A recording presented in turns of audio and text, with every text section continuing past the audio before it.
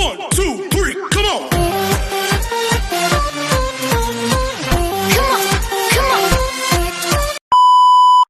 Hello beautiful people! Welcome back to my channel. This is your Mama Sam. Hola mga amigo, amiga, kumare at kumpare. Kamusta kayong lahat? Sana lahat po kayo ay okay at safe ngayong araw na ito. At syempre kung ako naman ang tatanungin nyo, nakikita naman ninyo ang beauty ng Mama Sam ninyo. Fresh overload pa rin, di ba? Ganyan talaga kapag umiinom ka ng maraming vitamin C plus kumakain ka ng maraming banana. Dahil sa banana, mas nakakaloka ang ganda ng Mama Sam ninyo. Charot! So, kamusta naman kayong lahat? Sana lahat kayo ay okay na okay ngayong araw ng, syempre, Friday. So, happy Friday sa atin lahat ng bonggang-bongga. At hindi lang yan, syempre, happy Independence Day din sa atin lahat. So ngayon nga pinagdiriwang natin ang araw ng kalayaan, kaya mabuhay ang mga purong Pilipino, di ba? Mabuhay tayong mga Pilipino. So kahit may dugong banyaga man or purong Pilipino, ay iisa pa rin ang mga dumadaloy sa ating katawan, dugong Pilipino. At sana maging proud ka bilang Pinoy. So, yan! So, syempre, gusto ko rin magpasalamat sa lahat, syempre, na sumusuportang mga Pilipino, syempre, dito sa channel ko. At kahit hindi ka Pinoy, welcome to my channel. At hindi lang yan, syempre, gusto ko rin magpasalamat sa walang sawang tumatangkilik dito sa Mama Sam Vlog, araw-araw, lagi-lagi. Syempre, sa mga bago nating subscribers at saka sa mga makasolid na Mama Sam dyan na laging tumututok. Maraming salamat guys sa inyong lahat. Kaya naman ngayong araw na to, marami akong hatid na chika sa inyo na talaga naman, oh my gosh, magtataas ang kilay ninyo ng bonggang-bongga sa mga pag-uusapan natin ngayon. Kaya guys, wag na nating patagalin ang ating mga chika. So, syempre, para sa una nating chika, eto nga, mainit na pinag-uusapan ngayon sa social media, ang pag-deactive daw ng account ni Brandon Espiritu sa kanyang mga social media account. Anong chika mo dito, Mama Sam? Well, ang chika ko dyan ay baka na-stress na siya. Charot. So, yun. So, ako, dalawang klase ang tinitignan ko dyan. Yung una, tinitignan ko, baka na-stress na siya ng bonggang-bongga sa atake sa kanya ng mga tao, kaya dini-active niya munang pansamantala ang kanyang account. Or, ang pangalawa ay syempre sinisave niya rin yung mga taong nakafollow sa kanya kasi siguro nakikita niya bumababa yung followers and then yung following. So, ayun, dini-active niya para, alam mo yun, mas save niya. Na hindi na mag-deactive yung mga tao para pagbukas niya uli, ganoon pa rin yung ano, di ba? Pero ang isa sa mga rason na nakikita ko diyan talaga ay yung ano, tawag dito, yung siguro na anxiety siya, oo, iniiwasan niya muna siguro tumingin sa social media dahil nga sa init ng kanyang pangalan ngayon. So, in fairness parang sumikat din siya ng bonggang-bongga. Ayun. So, syempre, sana may natutunan na dito si Brandon sa kanyang mga inaasal at sana, alam mo yon, matuto sila na rumispeto sa kultura na meron ang Pilipinas. Kung hindi nila alam kung ano yung meron, dapat pag-aralan nila yun ng maigi. Dapat mag-aral sila ng Filipino culture. Ganon. Para maintindihan nila kung ano ang klaseng Pilipino sila. Di ba? So, yun. Anyway, so, ako para sa akin, sana ay maayos na to at sana makabawi sila sa mga Pinoy na, alam mo yun, na nasaktan nila, especially sa mga alam mo yun, na-discredit na mga beauty queens natin na lumalaban noon pa man sa international stage na mga purong Pinoy. Kasi syempre offensive naman kasi talaga yung mga pinagsasabi nila. Kaya maraming naiinis, di ba? So yun, napaka disgrateful nga daw. Sabing ganon. So, totoo lang, oo nga naman. Di ba? So, yun. So, I hope na sana may natutunan sila at sana ay maging mabuting Pilipino sila sa kapwa nila at sa ating bansa. So, yun, nakakaloka kasi. Ewan ko si Jeter kung ano yung nangyari. Ngayon naman, ang pinagdidiskitahan naman nila si Kurt Vondat. Kasi daw si Kurt Vondat daw ay isa daw tunay na kaibigan dito sa dalawang to. Kaya, tapos, ngayon ay naglilinis at naguhugas kamay. Ako naman, ang masasabi ko naman kay Kurt ay, be careful. Dahil sa mga attitude na pinapakita ninyo, kumbaga hindi kasi sila mga behave. Hindi sila yung mga, ano mo yun? Masyado silang maharot. Kaya ang ending ay ganyan. Hindi sila careful. Pero, ayun, si Brandon naman talaga ang nagsimula ng mga ganitong eksena. Yung kumbaga parang sa madaling salita, sutil, ganon. Kaya ganyan ang nangyayari. Kung hindi sila sutil, sana walang ganyan, di ba? So, yun. So, good luck sa kanila at bahala sila sa buhay nila.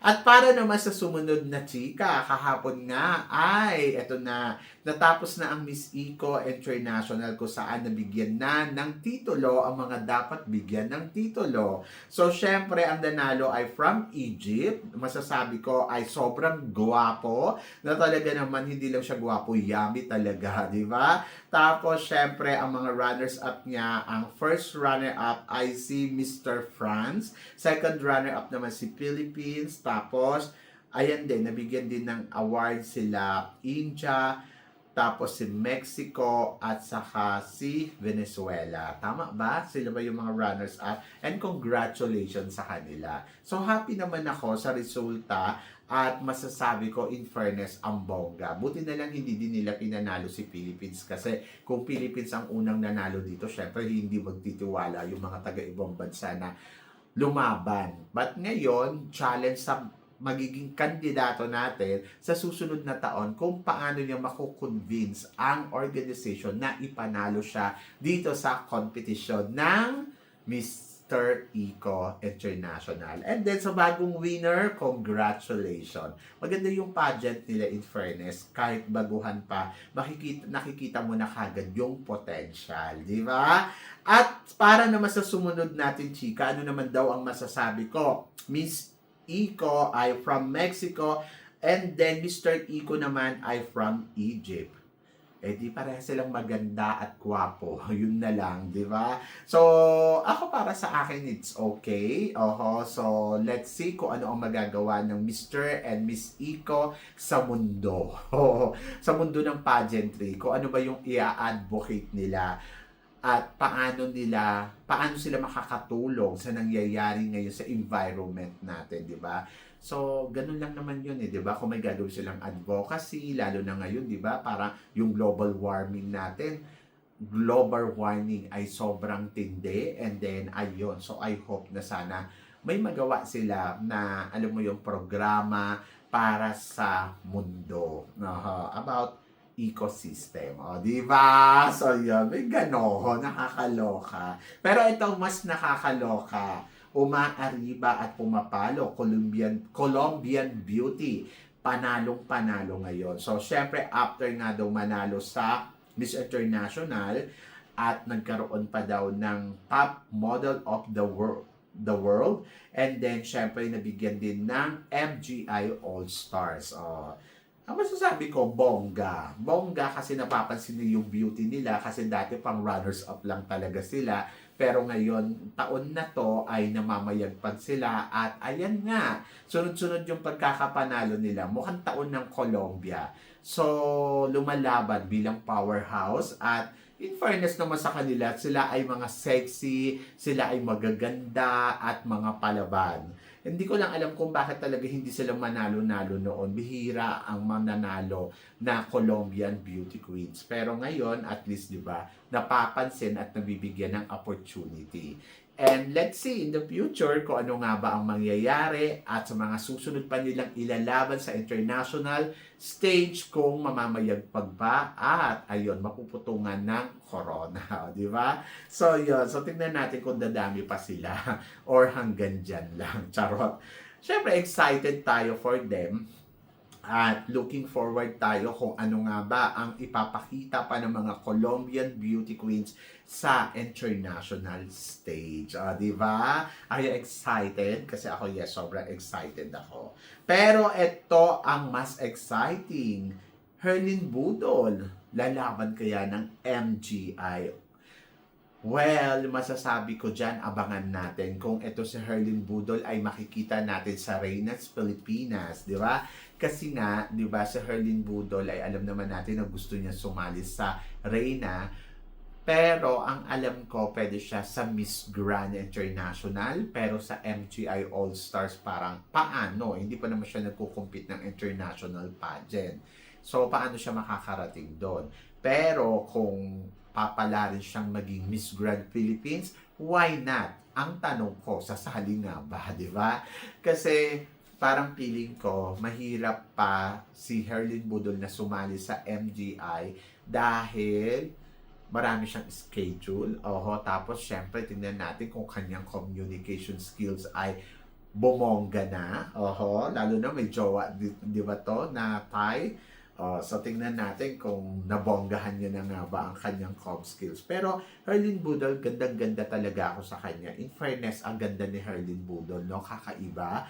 At talagang masasabi ko, pwede mo din talaga isalang sa international stage. In fairness. But looking forward ako kay Herlyn Budol kung sasali nga ba sa Reyna Pilipinas ngayong taon na to. So, pwede. Bakit hindi? Ang ganda-ganda niya At palaban. Speaking of palaban, para sa sumunod natin chika, Asia Rose Simpson, ready na para sa Miss World. Mama Sam, anong masasabi mo sa paghahanda ni Asia Rose? Well, ang masasabi ko ay bongga, di ba? Maganda si Asia at konting-konting panahon na lang at magsisimula na ang Miss World. Alam naman natin ang Miss World, mahaba-haba ang pageant nila. So baka next month ay pumunta na yan sa laban niya. Kasi sa August 25 ba? Ganon ang kanilang competition, August 24. So, syempre excited ako dahil alam ko ang pambato natin sa Miss World ay may ibubuga talaga. At hindi lang basta-basta may ibubuga. Talagang masasabi ko na, wow! Palaban, di ba? So, yun. So, I'm so excited for Asia, kung ano yung ipapakita niya sa darating na Miss World. At looking forward ako kung paano nga ba siya makakaariba ng bonggang-bongga sa kompetisyon.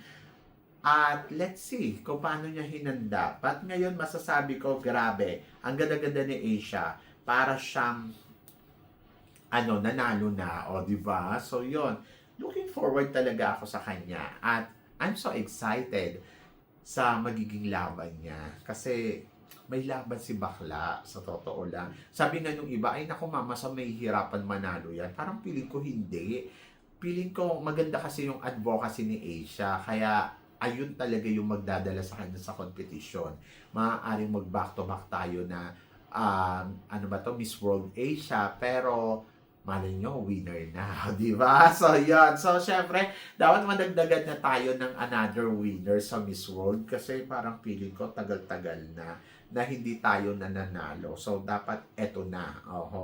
At para naman sa sumunod natin, chika, Bella Ismael, naghahanda na daw para sa magiging laban niya sa Cosmo. So, anong tingin mo, Mama Sam? Papalo kaya ang Bella Ismael?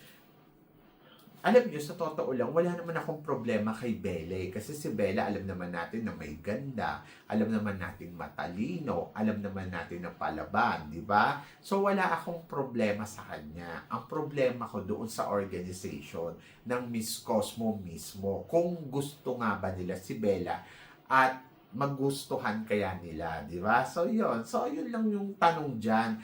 Kasi, kahit anong gawin ni Bella Ismael na paghahanda o kahit pa mag-split pa yan dyan o tumalon at tumambling, kung hindi naman siya gusto ng organization, wala tayong magagawa. So, dapat gusto siya ng organization para, alam mo yon, makita naman natin na yung paghahanda ni ay mabibigyan talaga ng chance na makuha ang corona. Yun. Kasi hindi ko pagdududahan ng paghahandang gagawin ni Bella Ismael kasi naniniwala ako na paghahandaan niya to. Pero ang tanong ko, gusto ba siya ng organization? Ayun yon. Ang organization ang magiging kalaban natin dito. Ngayon, kung gusto siya ng organization, walang problema.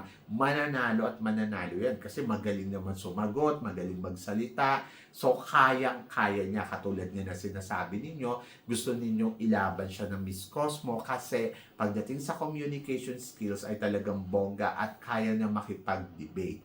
And then, ayun yung nakikita ko na chance natin na makuha talaga ang corona ng Miss Cosmo.